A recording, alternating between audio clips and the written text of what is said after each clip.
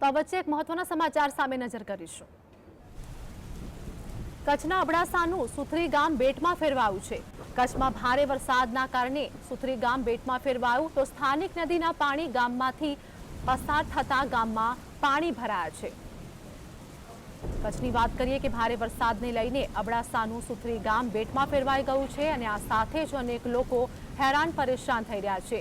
ગામમાંથી નદી વહેતી હોય તેવા દ્રશ્યો પણ જોવા મળ્યા છે। તો કચ્છમાં ભારે વરસાદના કારણે અનેક લોકોને હાલાકી। કચ્છના અબડાસાનું સુથરી ગામ બેટમાં ફેરવાયું છે। તમામ દ્રશ્યો જોઈ શકાય છે જે પ્રમાણે લોકોને હાલાકી પડી રહી છે। નીચાણવાળા વિસ્તારમાં રહેતા લોકોને ભારે હાલાકીનો સામનો કરવો પડી રહ્યો છે।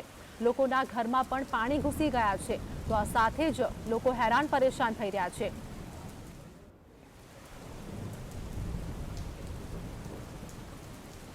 आज मुद्दे हमारे साथ हमारा सहयोगी दाऊद हमारे साथ लाइव जोड़ाई गया है। दाऊद, कच्छनी बात करिए कि भारे वरसादना कारणे सुथरी गाम बेटમાં ફેરવાઈ ગયું છે। સ્થાનિક લોકોને હાલાકી, શું વધુ અપડેટ? કચ્છની જો વરસાદની વાત કરીએ તો ભારે વરસાદના કારણે રાપરથી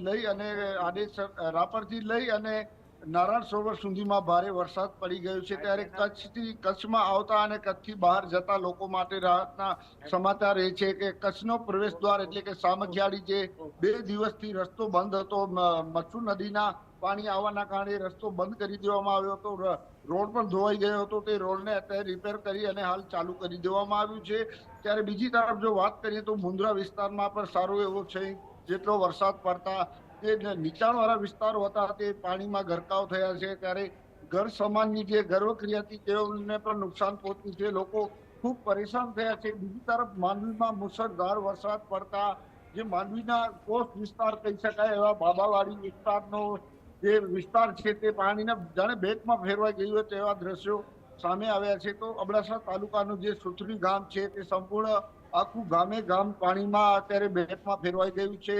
તમામ ઘરોમાં પાણી ચાલ્યા ગયા છે જેના કારણે લોકો અનેક મુશ્કેલીઓ વેઠી રહ્યા છે। તો અનેક જગ્યાએ પુલ તૂટવાના દ્રશ્યો પણ સામે આવી રહ્યા છે। ત્યારે આપ જે દ્રશ્યોમાં જોતા હશો તો એમના પરથી લાગતું હશે કે કઈ રીતનો લોકોને મુશ્કેલી પડતી હશે। ખૂબ જ વિકટ પરિસ્થિતિ છે કચ્છમાં હાલ વરસાદને લઈને। ત્યારે જો મુખ્ય મથક જિલ્લાના ભુજની વાત કરીએ તો ભુજના ઉમેદનગર વિસ્તાર એ પણ પોસ્ટ વિસ્તાર માનવામાં આવે છે। તેમાં પણ ઘરોમાં ઘૂંટણસમા પાણી ભરાઈ ગયા છે। તો હમીસર ઓગની જતા જેની આવ છે તે ભારતનગર તરફ જતા તેમના પણ ઘૂંટણસમા પાણી ભરાતા લોકોની ઘરવખરી બગડી છે। ત્યારે વહીવટી તંત્રે બેદરકારી તો દાખવી જ છે ક્યાંક ને ક્યાંક। 4 દિવસ પહેલા તેઓને સાવચેત કરવામાં આવ્યા હતા પરંતુ તેઓને કોઈ જગ્યા આપવામાં નથી આવી અને હવે ભારે વરસાદના કારણે હમીસર ઓગની જતા આ વિસ્તારમાં ઘૂંટણસમા પાણી ભરાયા છે। હજી કદાચ જો આગામી કલાકોમાં 4 થી 5 ઇંચ વરસાદ વરસે તો ત્યાં અતિવૃષ્ટિની ભીતિ પણ સેવાઈ રહી છે। લોકો ત્યાંના